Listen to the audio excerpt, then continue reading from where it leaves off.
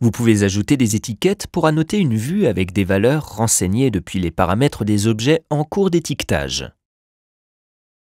Cet exemple montre un plan de disposition du mobilier pour un salon avec la valeur marque de type de chaque meuble annotée par une étiquette. Lorsque vous placez une étiquette, la catégorie de l'objet concerné détermine l'étiquette à utiliser. Pour placer des étiquettes sans repère, effacez Repère dans la barre d'options, puis placez l'étiquette. L'étiquette est placée à l'origine de l'élément étiqueté. Pour placer des étiquettes avec repère, activez Repère dans la barre d'options et placez l'étiquette. Le repère est attaché au milieu de chaque côté d'une zone de contour autour de l'élément. Placez l'étiquette avec le repère à l'emplacement le mieux adapté dans votre vue. Utilisez une étiquette pour plusieurs éléments.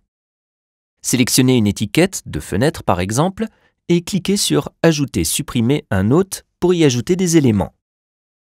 Si vous ajoutez un hôte qui a une autre valeur, l'étiquette le signalera par une indication de valeur multiple.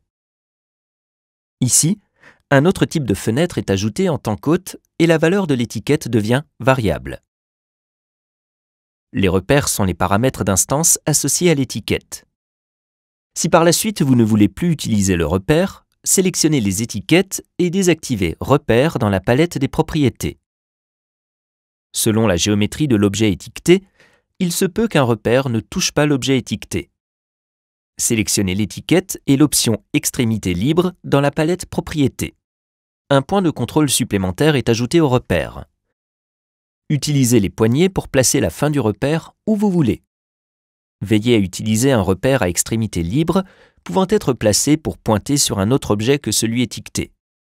Lorsque vous réactivez l'option Extrémité attachée, le repère reprend son emplacement par défaut.